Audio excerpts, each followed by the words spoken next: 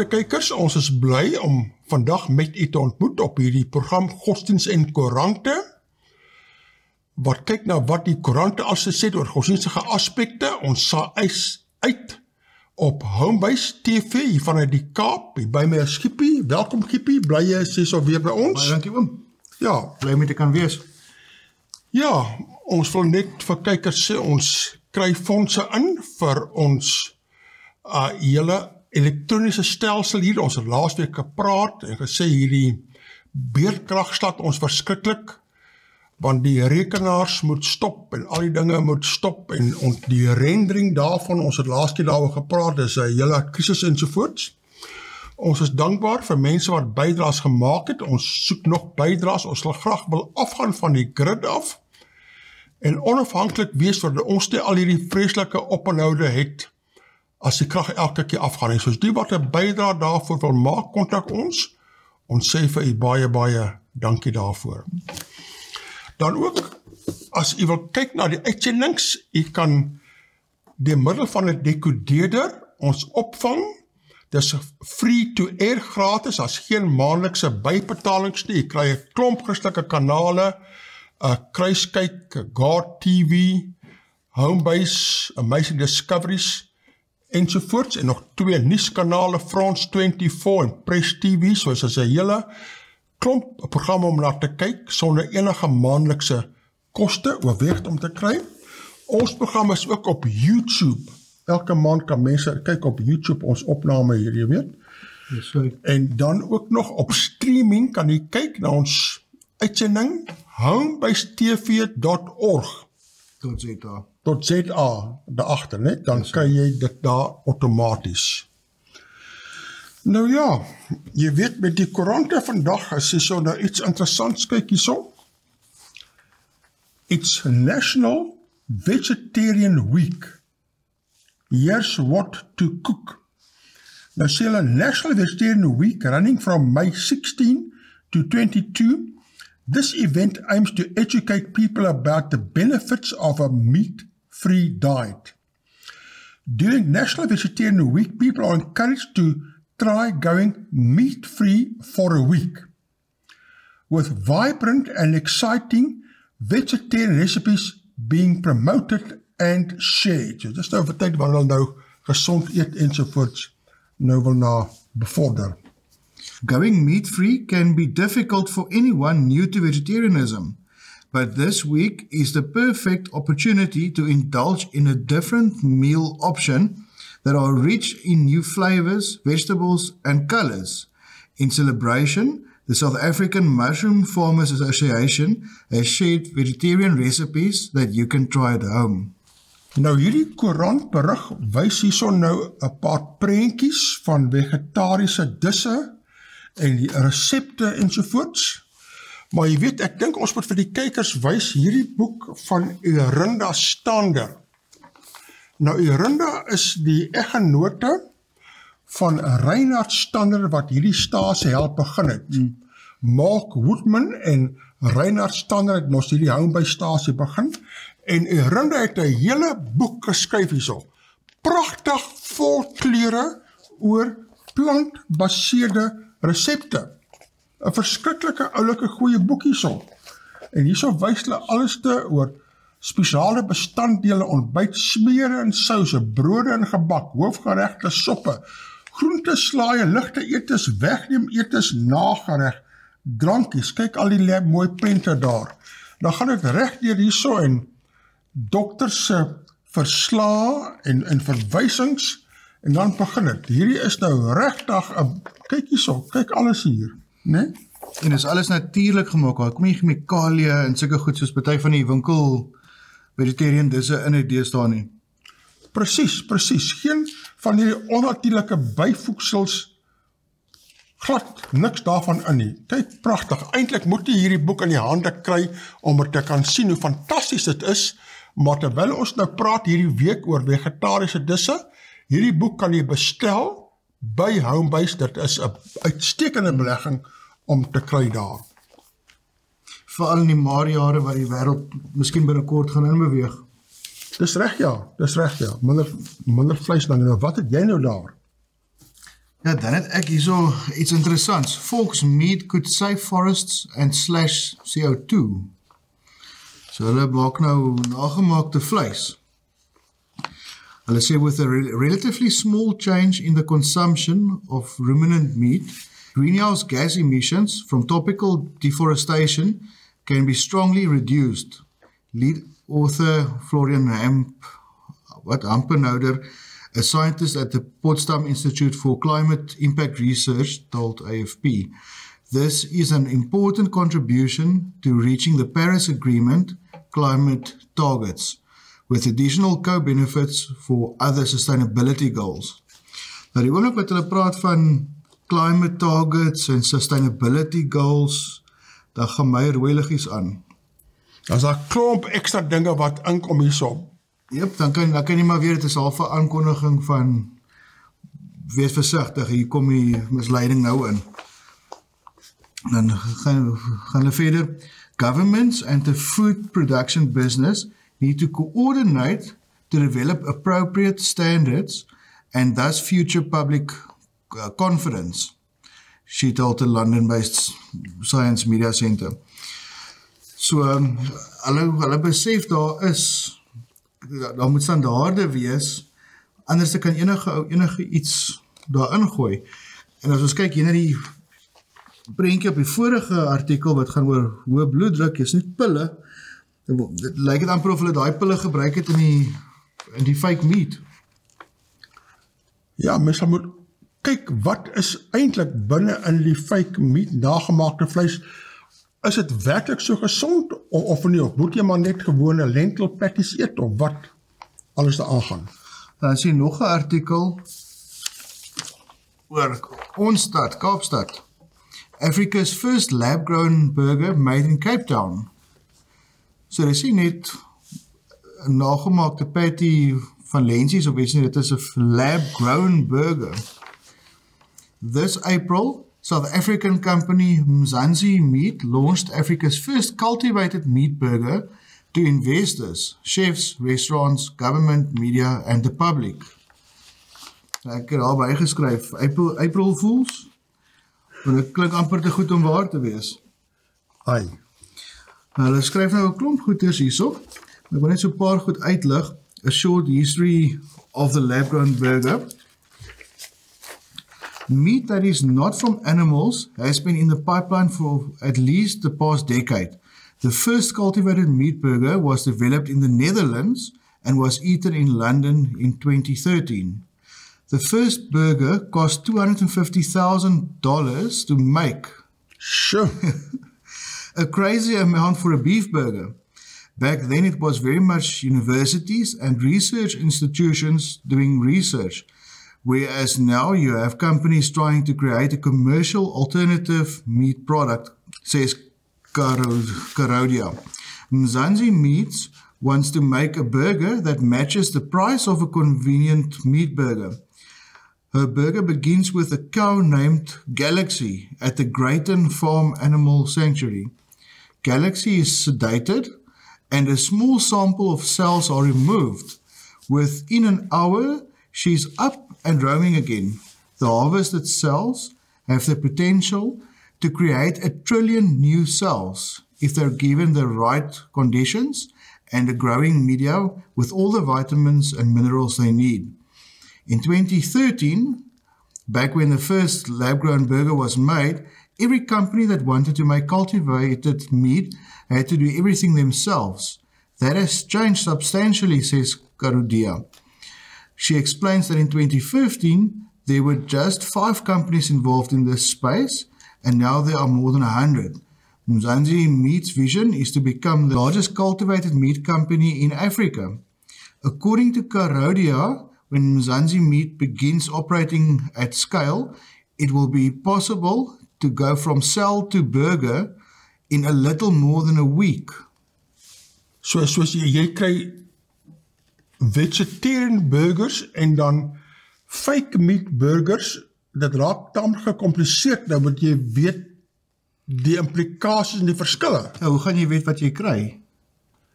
Kyk nou hierdie berig.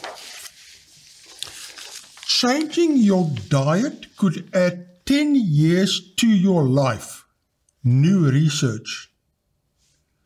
Dis 'n geweldige stelling daar. So as jy wil 10 jaar langer leef, moet jy jou dieet aanpas. En natuurlik 10 jaar langer gesond leef. Dis nie net langer leef nie, gesond leef.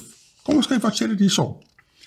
A new study has found that eating healthier could extend lifespan by 6 to 7 years in middle-aged adults, and in young adults could increase lifespan by about 10 years. So as jy van jongs af korrek eet, dan kan jy baie langer leef. Baie belangrik.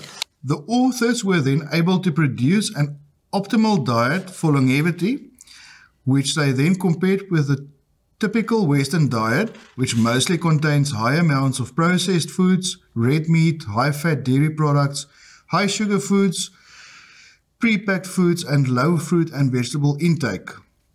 According to the research, an optimal diet included more legumes, that is beans, peas, and lentils, whole grains, which is oats, barley, and brown rice, and nuts, and less red and processed meat. Dan gaan hy aan.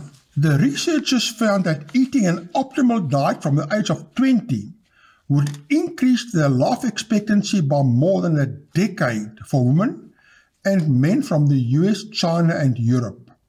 They also found that changing from a Western diet to the optimal diet at the age of 60 would increase life expectancy by 8 years. For 80-year-olds, life expectancy could increase by almost 3.5 years. Soos jy is nooit te oud om jou dieet aan te pas en te verbeter nie.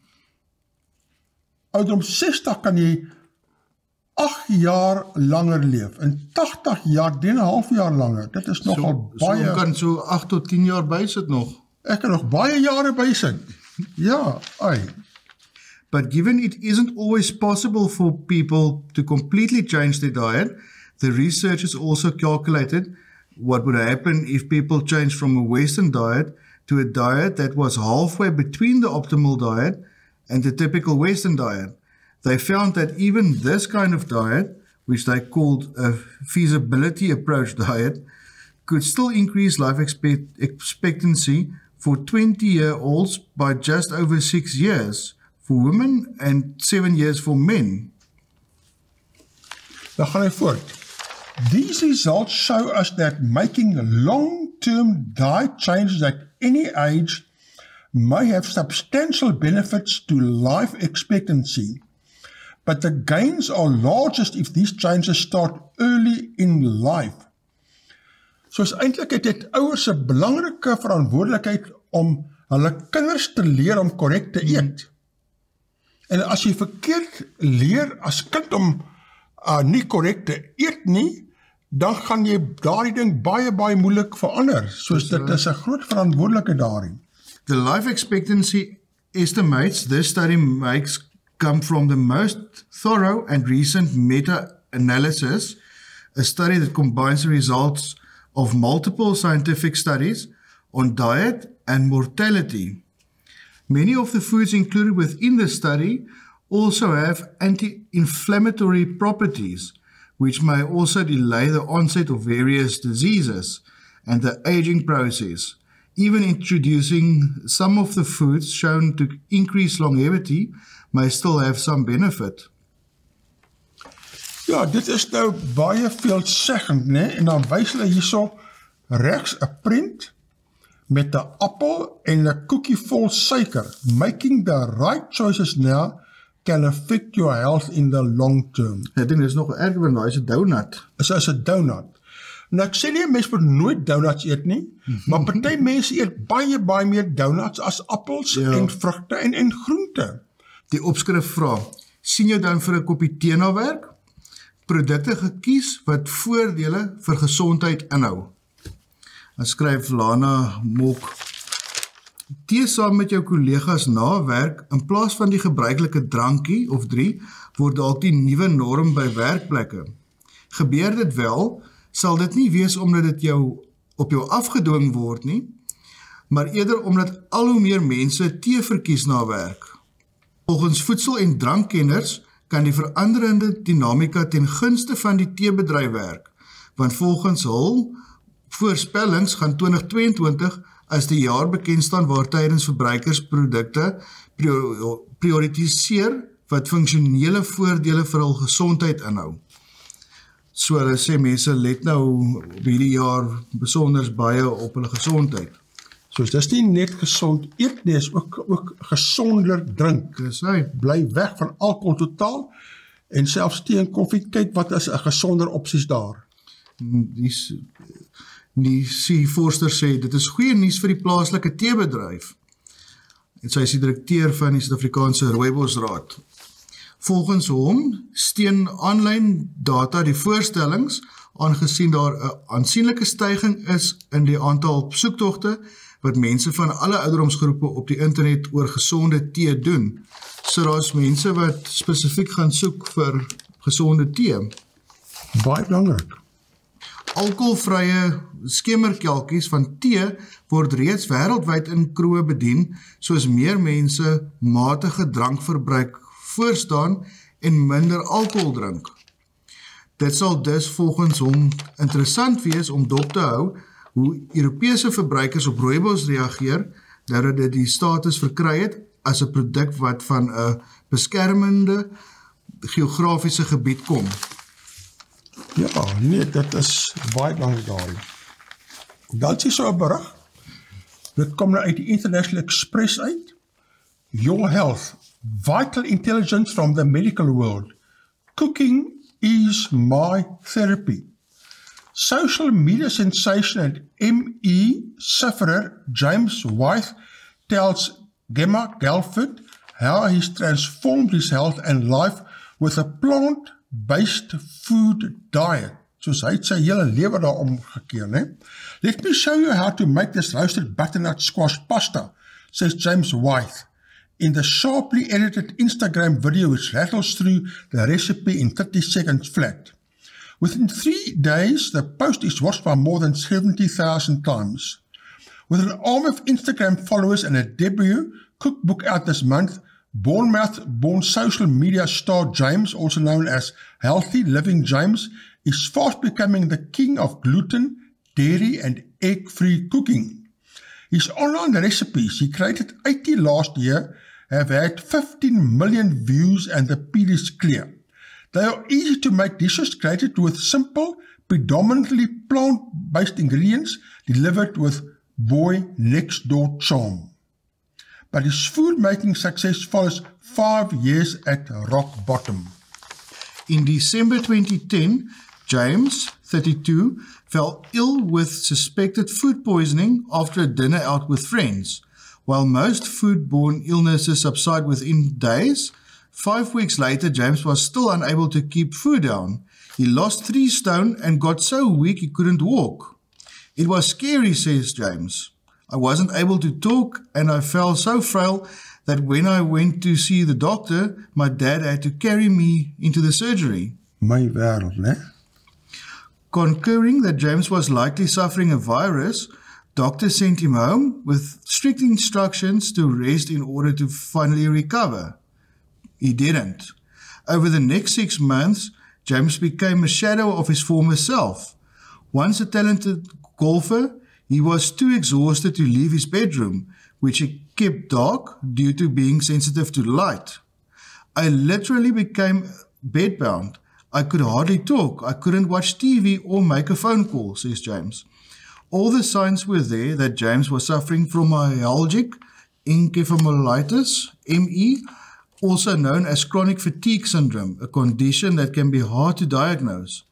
Patients typically endure months of life-disrupting symptoms before being medically categorized. ME is thought to affect 20 million people worldwide. Around 250,000 are in the UK, and numbers are going up. The Office for National Statistics reports an estimated 1.3 million Brits had long COVID, which often has symptoms that overlap with ME. Sufferers are unable to get back normal energy levels or a feeling of good health after a COVID diagnosis. Sure, né? Dan gaan we aan hierso. The most important thing is pacing, which involves striking the right balance between activity and rest, he explained. Diet and nutrition are also important, especially a good fluid intake and avoiding alcohol. Restrictive diets are not recommended by the group, and people should only cut out wheat or gluten after being tested for celiac disease, which is a chronic digestive and immune disorder triggered by foods containing gluten. James says he was intermittently plagued by stomach problems as a child and believes his food sensitivities may be linked to his father's recent celiac disease diagnosis. After being medically diagnosed with ME, he teamed up with nutritional therapist Francisca Moore, who arranged for food sensitivity tests, which revealed that gluten, dairy and egg products were all problematic to his system. James subsequently went gluten and dairy free. As well as eating mainly plant-based foods, James consumes fish but not meat. He takes a probiotic to stabilize his gut and supplements including vitamin D.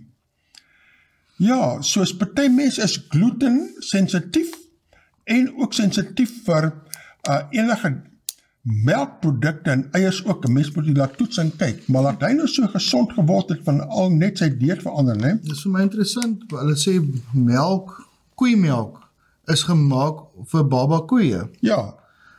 En dit is daar om die koei vinnig te laat groot word. So, as 'n mens dit drink, wat gaan dit aan jou doen? Nou, ek drink self 'n bietjie melk in die koffie en so aan, maar ek besef, dit is nie so gesond vir 'n mens nie. En dan brode, ek kry baie keer swybrand van brood, en veral van witbrood, so ek vermy dit heeltemal. En ek dink nie ek het 'n gluten probleem noodwendig nie, maar die winkelbrode wat 'n ou kry is nie so gesond nie. As ek self 'n broodjie bak, dan gee my glad nie swybrand nie. Want daar is nie so baie byvoegsels en dinge in nie. Dis reg. En is ook interessant dat hy eet nie rooi vleis nie, maar hy eet wel vis. Vis is baie gesonder, alhoewel vis deesdae het ook maar probleme, maar dit is nie so sleg soos rooi vleis nie. Rooi vleis is nie ideaal nie. En die Bybel sê, as jy op 'n eiland gestrand is, byvoorbeeld, en jy weet nie wat om te eet nie, as jy gaan soek vir vis, solank hy skubbe en vinne het, kan jy hom maar eet. Ja, die Bybel definieer, né, rein vis en onrein vis. ME, né, dit is heel wat mense wat hierdie ME kry, myalgic encephalomitis. Groot siekte daardie wat baie kan help met jou korrekte kos kry daar. Dan het ek manage your blood pressure with a heart healthy diet. Ek wil graag sien wat hulle sê. Nou, ek is ook so seker 15-20 jaar terug het die dokter vir my bloeddrukpille gegee. Maar ek het myself daarvan afgehaal en ek het begin om natuurlike goed te gebruik soos knoffel en gemmer en borrie en rooipeper veral. En ou kan voel as jou bloeddruk 'n bietjie opgaan, val as jy 'n moeilike dag gehad het of bietjie hard gewerk het, dan kan jy voel hy kom plaai jou hart. En dan as 'n ou so 'n teelepel rooipeper of cayennepeper drink, dan voel jy sommer dadelik beter. En dit is maar goed in elk geval om elke dag 'n knoffelhuisie te sluk.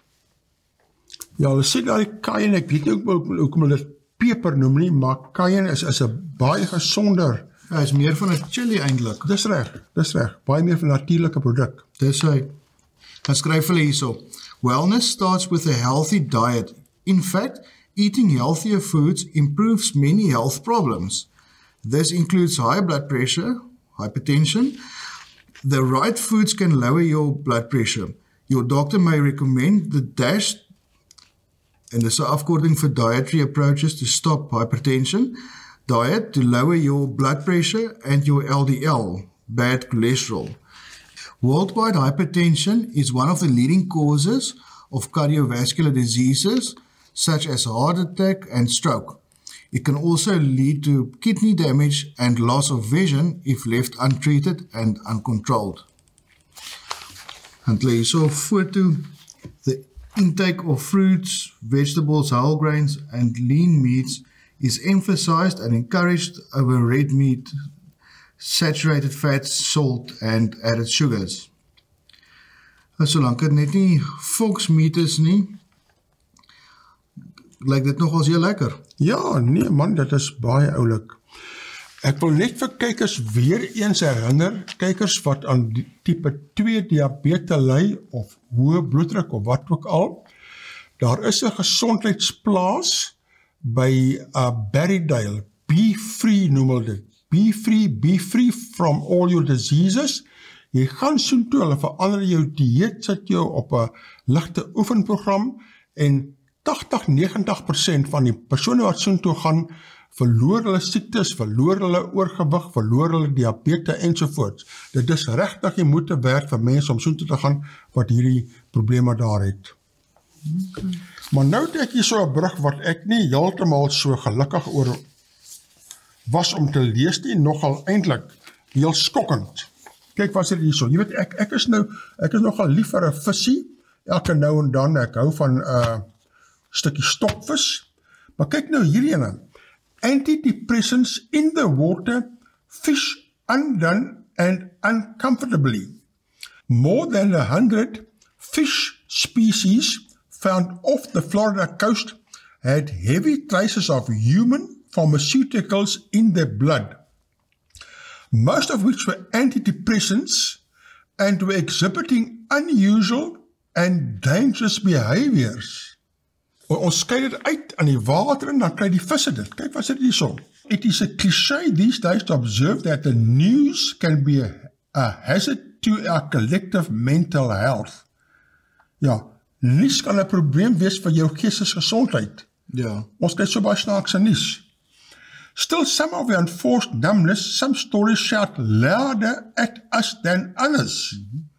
Nou sê, one of the bonefish tested positive for 17 pharmaceuticals, 8 of them antidepressants that were up to 300 times above the human therapeutic level. Ja.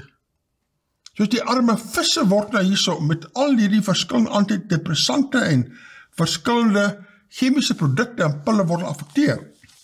One such story was buried deep below the headlines in The Guardian of 29 April. Fish on drugs, the item stated, before explaining that a cocktail of medications appears to be contaminating the ocean food chain. Really? Yep, yeah, really. A click through to the story proper revealed that the 3-year study had confirmed widespread traces of a total of 58 medications, including hard drugs, opiates, antidepressants, and antifungals in increasing rare bonefish and their prey. Daai medisyne is in die eerste plek nie vir mense eers goed nie. Ja. Dink jy wat doen dit nie aan die visse alles nie? Ek dink die medikasie kan goed wees vir mense onder sekere omstandighede vir 'n sekere rukkie.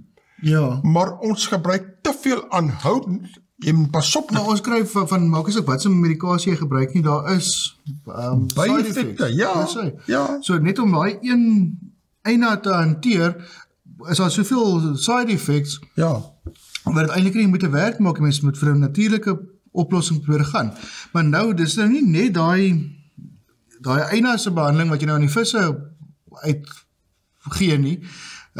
Alle ander nadele gaan ook in die water en kom by die visse uit. Ja. Hulle is oorval daardeur. Ja.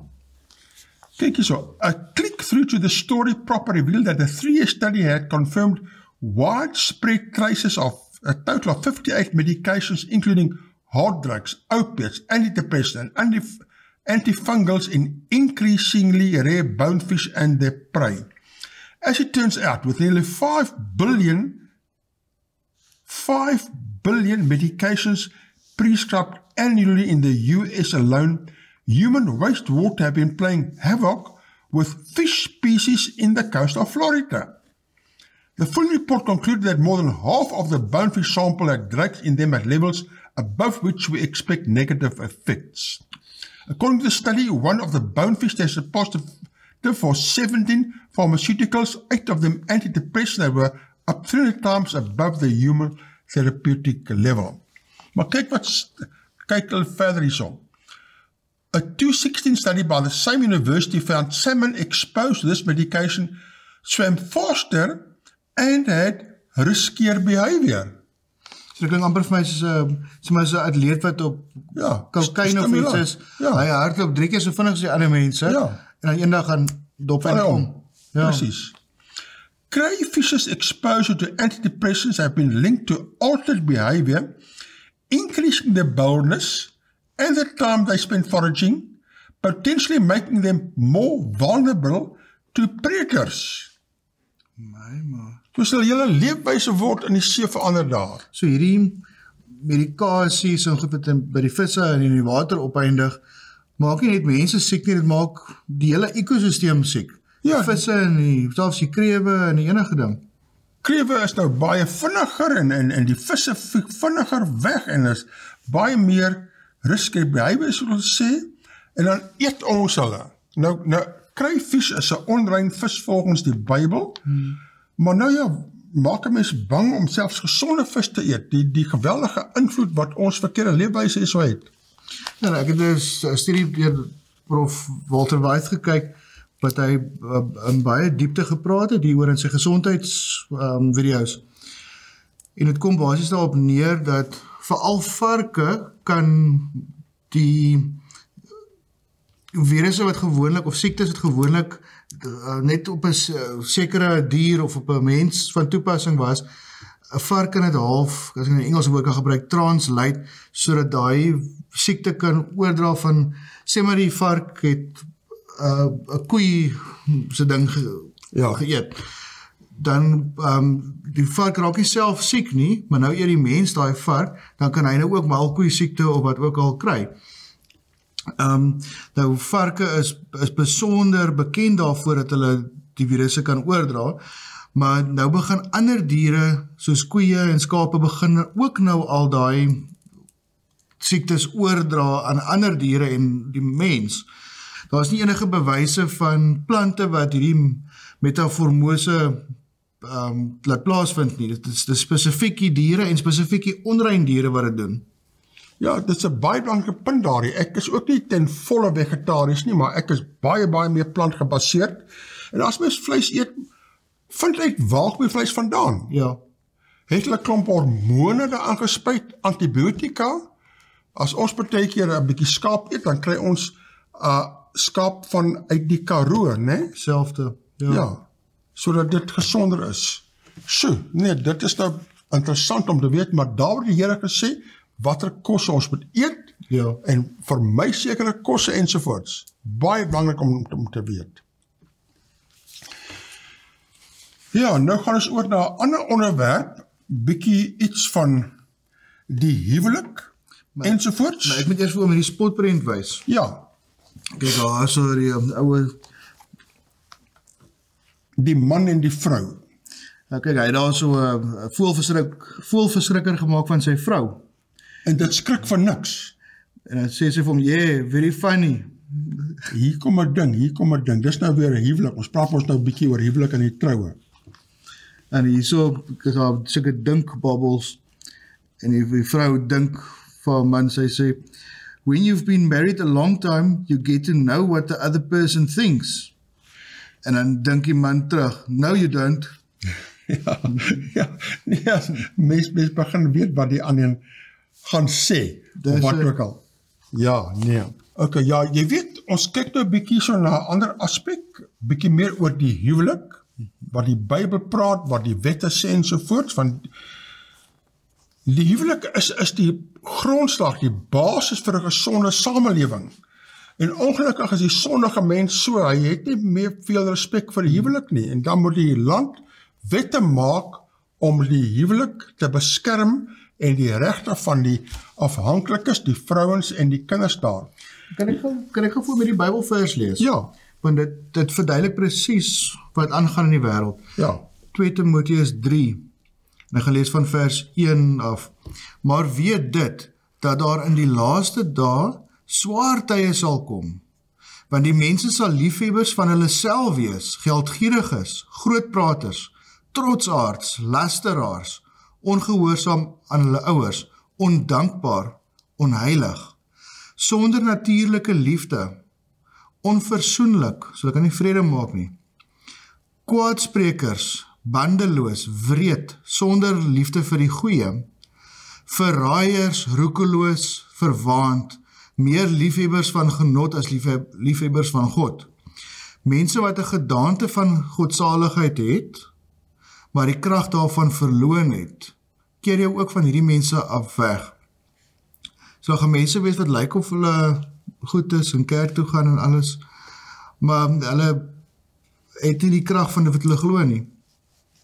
Want uit hulle is die wat in die huise insluip en arme vroue gevangen neem, wat met sondes belaai is en deur allerlei begeerlikhede gedryf word, wat altyd leer en nooit tot die kennis van die waarheid kom nie.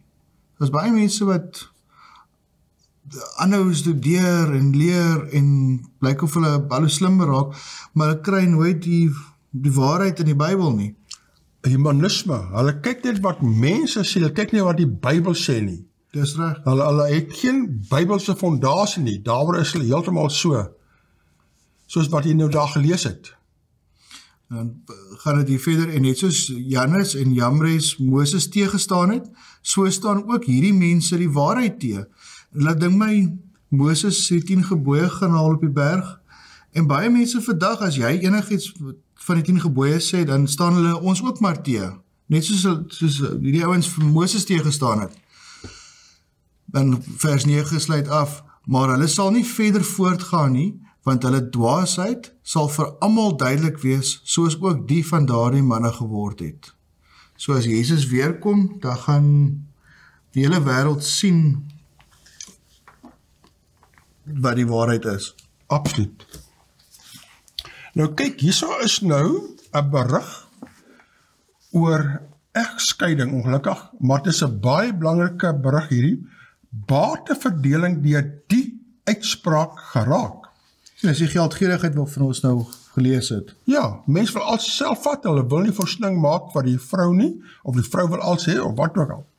Egpare wat na 1 November 84 buite gemeenskap van goedere sonder die aanwasbedeling getroud is, kan die hof nader om bates regverdig te laat herverdeel. Die ontwikkeling kom nadat die Hooggeregshof in Pretoria van dese week uitspraak gelewer het in 'n saak waarin 'n vrou van Gauteng die minister van Binnelandse Sake, die minister van Justisie en Korrektiewe Dienste en haar man in die hof gedaag het oor die ongrondwetlikheid van artikel 73A van die Wet op Egskeidings. Die egpaar se naam kan nie genoem word nie, omdat die skeisaak nog hangende is. Soos hier is nou 'n saak volgens die huidige wet, kan jy trou buite gemeenskap en geen aanwas, met ander woorde die vrou loop uit met niks. Dit is eintlik nie 'n goeie Of elke party stap weg met wat hy ingebring het. wat ook al ja. Regter Elmarie van der Skyf het Woensdag die artikel ongrondwetlik verklaar en haar uitspraak daaroor na die konstitusionele hof vir bekragtiging verwys. Volgens die artikel kon iemand wat na 1 November 1984 buite gemeenskap van goedere en sonder die aanwasbedeling getroud is, nie 'n hofbevel vra wat die egpaar se bates onder hulle herverdeel nie. Die egpaar is in Maart 1988 buite gemeenskap van goedere sonder die aanwasbedeling getroud. Dus het die vrou geen reg gehad om die hof te nader vir 'n aansoek om die herverdeling van die bates en geld nie. Sy het toe die Hooggeregshof met hierdie aansoek genader, sodat die uitvoering van artikel 73A ongrondwetlik verklaar kan word. Die hof het bevind, die spesifieke artikel is ongrondwetlik omdat dit die uitvoering van artikel 73 van die Egskeidingswet beperk. Ja, soos hier is nou 'n bestaande wet wat hulle nou gaan omkeer daar, omdat dit nie in ooreenstemming is met die grondwet nie. Natasha Treins van Bernhard Ficker aan die burger verduidelik die praktiese implikasie van uitspraak is dat enige persoon wat na 1 November 84 'n soortgelyke huwelikskontrak gesluit het, nou die hof kan nader met 'n aansoek om bates te herverdeel, ongeag wat die huweliksooreenkoms bepaal. Soos nou is daar beter voorsiening vir die oorblywende eggenote, né? Voordat die wet van krag geword het, was die ou wet regverdig met die dat daar regulasies was wat bates op regverdige manier kon deel. Met ander woorde, voor 84 was dit meer regverdig. Toe 84, vir wat rede ook al, sê hulle nee, as jy op hierdie manier trou, dan is daar vir jou niks nie. Nou wil dit weer regstel daar. Maar dis nou 'n lem wat altyd kante toe kan sny, want as die een nou voel, maar hy kry nie genoeg uit die huwelik uit nie en hulle skei, dan kan hy nou dagvaar die man of die vrou kan nou dagvaar om meer van die bates te kry. Maar wat daarvan as, sê nou maar, ek het skuld, en ek en my vrou wil skei, dan kan ek mos aansoek doen daarvoor, en dan kan ek mos 'n verantwoordelik hou vir die helfte van my skuld. Daar's baie sulke implikasies, maar elke egskeidingssaak is verskillend. Soos daar's nie one rule fits all. Hulle kyk na al omstandighede en dan maak hulle bepalings. Maar as jy sulke veranderinge maak, dan gaan mense iewers op 'n kol kom en dit uitbuit. Ja, maar ek dink daar is meer beskerming wat nou gaan gebeur as wat daar uitbuitmoontlikhede is daar. Trouwens sê die uitspraak het ook 'n impak op mense wat in skei sake gewikkel is en mense wat beplan om te skei. Bates soos pensioene kan herverdeel word indien dit as 'n bate in een van die eggenote se boedels aangegee is.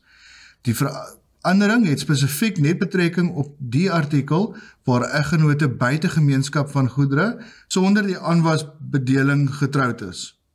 Ja, nee, nou ja, soos daar is nou iets interessants waar hulle nou meer voorsiening maak, beter voorsiening maak vir die afhanklike partye.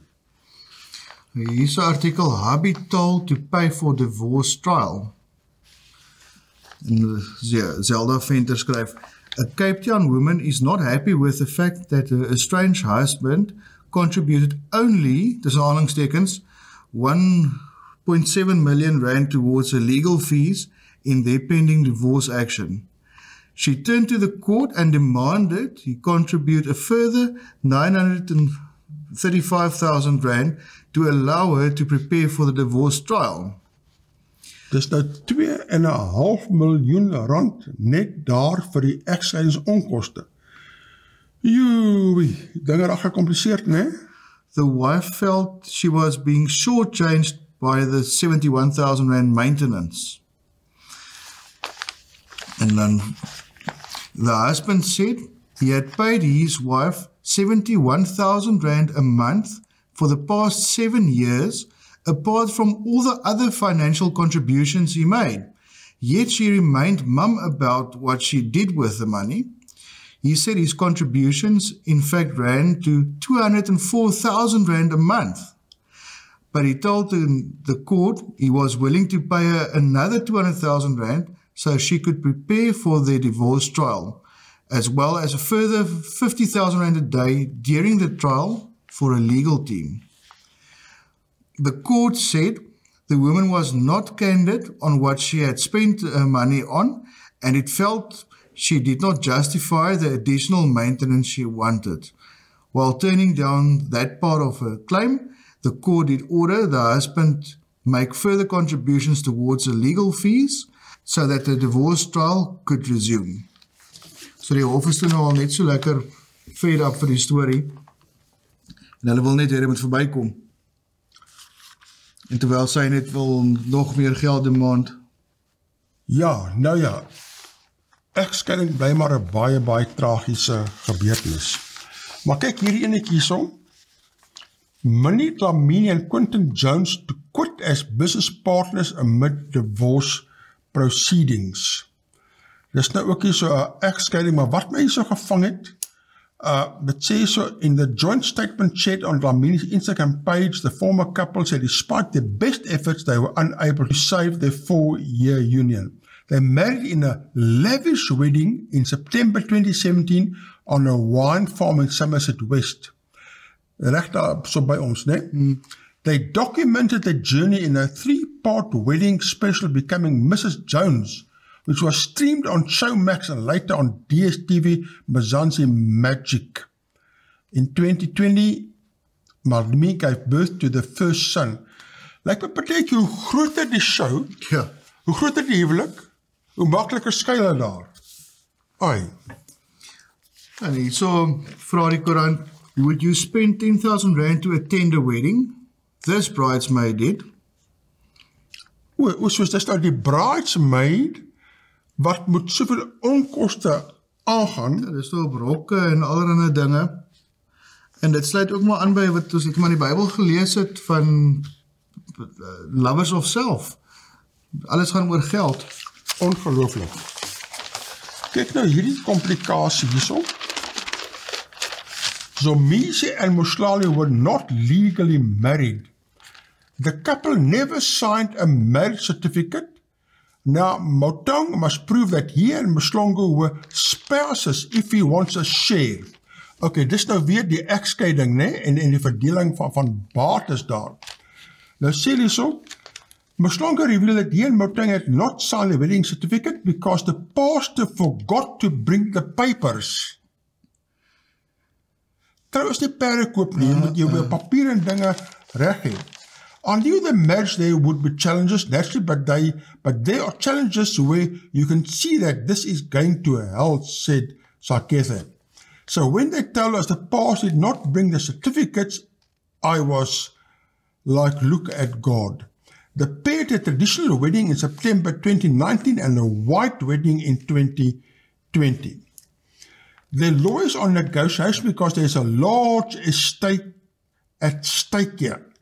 The biggest issue is that the marriage is not registered, and naturally it would fall under customary law. But that is something Moslali is struggling with because he is not in possession of a letter proving that Lobola was paid for him, a source said. They also feel that the Moteng family, which is critical in strengthening Mosal's case, has taken a back seat because it did not approve of the marriage in the first place. Ja, en dit lyk vir my of dit al twee manne is daai. Al twee manne wat nou trou sonder papiere en nou Maar wat vir interessant is, dat die klem lê nou op die papiere en die goed wat nie reg is nie, maar hulle ignoreer heeltemal die feit dat dit nou 'n gay huwelik was. Dit is mos nou eintlik die probleem. Daar's baie probleme daar.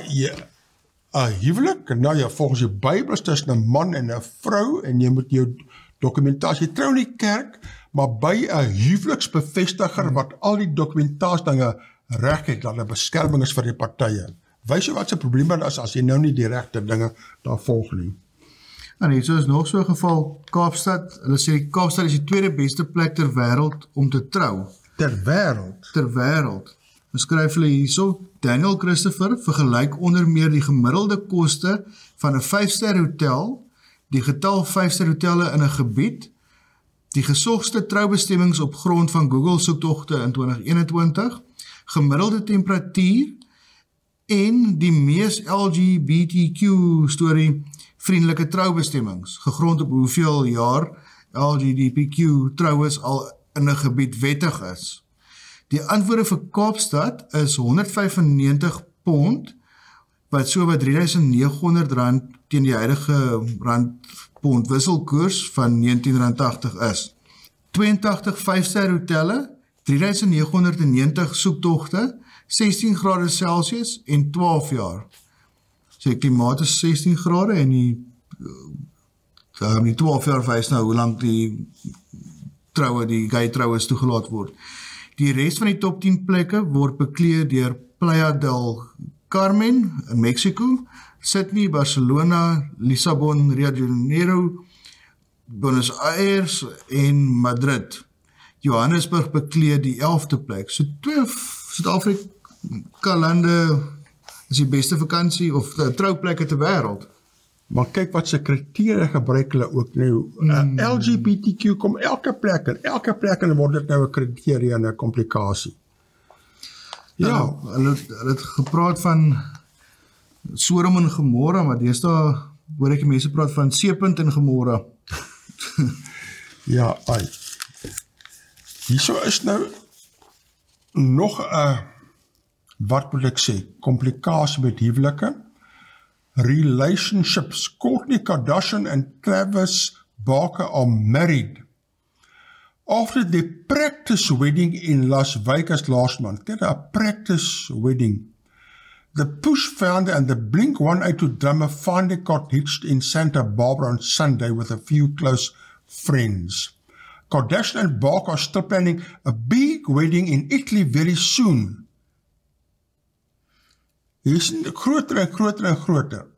Dan eindig hy af hierso. Although the loved-up pair were thought to have tied the knot during a ceremony at the One Love Wedding Chapel in Las Vegas, the wedding wasn't legally binding because they did not obtain a marriage license. Jy moet jou dinge agter mekaar kry, trou en reg trou en vergeet die groot sous en die dinge daar. Nou dit is 'n stukkie van Bill Gates. Ja? Bill Gates would marry Melinda French Gates all over again. The 66-year-old business magnate was married to Melinda from 94 until 21 and has Jennifer 25, Rory 22 and 19-year-old Phoebe with her explained that his marriage went through a transition when the children left home but categorically ruled out the option of marrying anyone else. Dis nou die verskriklike ryk Bill Gates. Ai, nee? Ja, hulle praat van die empty nest syndroom, as die kinders uit is, en dan is daar striwelinge tussen die man en die vrou, en dan skei hulle ongelukkig. He said, every marriage as the kids leave the house will go through a transition. Mine sadly went through this transition called divorce. But from my point of view, it was a great marriage. I wouldn't have changed it, you know. I wouldn't choose to marry someone else. Yes, I'm talking about would I marry Melinda all over again. In terms of my future, I don't have any plans, but highly recommend marriage. So goed dat hierdie Bill Gates nou nog so positief is oor die troue.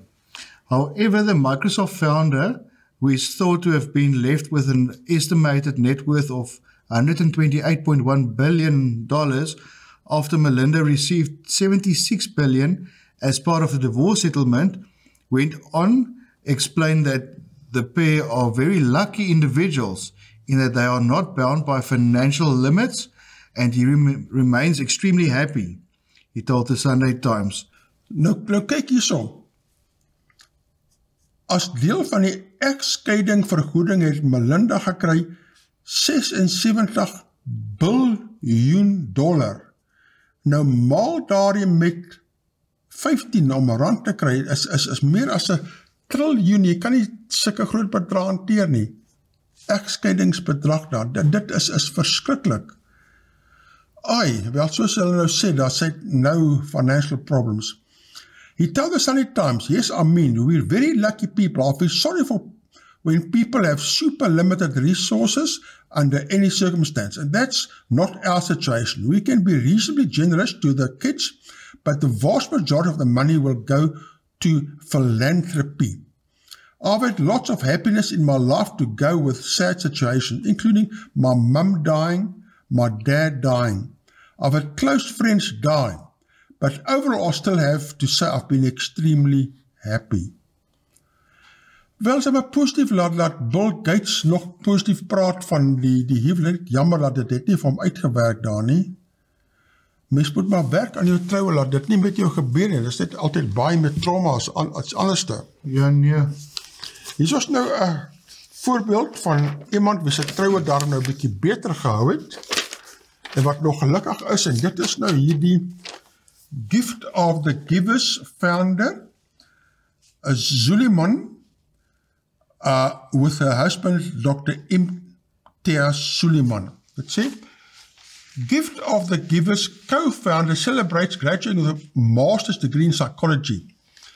Gift of the Givers co-founder Zora Bibi Suleiman yesterday celebrated the graduation from the University of KwaZulu-Natal with a master's degree in counseling, psychology, with her husband, Dr. Imtiaz Suleiman, by her side. For her thesis, Suleiman examined the life experience of Muslim women in a polygamous marriage in Durban and surrounding areas. So sy het nou gekyk na die situasie van vrouens, moslim vrouens, waar 'n man 'n paar vrouens gelyk het. En dit is nou nie ideaal nie. Passionate about helping others, Suleiman established a counseling service, the gift of the giver's care line for women in polygamous marriages who are distraught and broken by the actions of their husbands. So is dis nie goed om meer as een vrou te hê nie, vir die vrouens ly daaronder. En ek dink die vrouens onder mekaar gaan mos maar ook beklei, want as jaloesie en al die dinge. Dit is complicated, soos in Engels. Dis nie natuurlik nie, dis nie Bybels nie. Ja. She's also gathering the experience of women who are struggling and intends to share this knowledge with the community, particularly men, and religious leaders so that they understand to provide education to them and the community. The care line has grown immensely and now extends to the public free of charge through telephone and face-to-face counselling. Suleiman has been at the forefront of the foundation since its inception in 1992. Wel, daar's nog 'n huwelik wat hou, kyk, daar lyk redelik gelukkig. Ja, en sy probeer nou 'n diens lewer aan moslim vrouens waar daar nou veel wywery. Dis mos polygamous marriage, veel wywery. Man het veel wywe.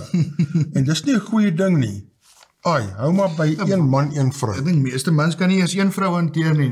Dan wil hulle meer as een vrou kom vat. Dis nou moeilikheid soek. Einste. Ja, ai. Wat het jy daarmee af te sluit?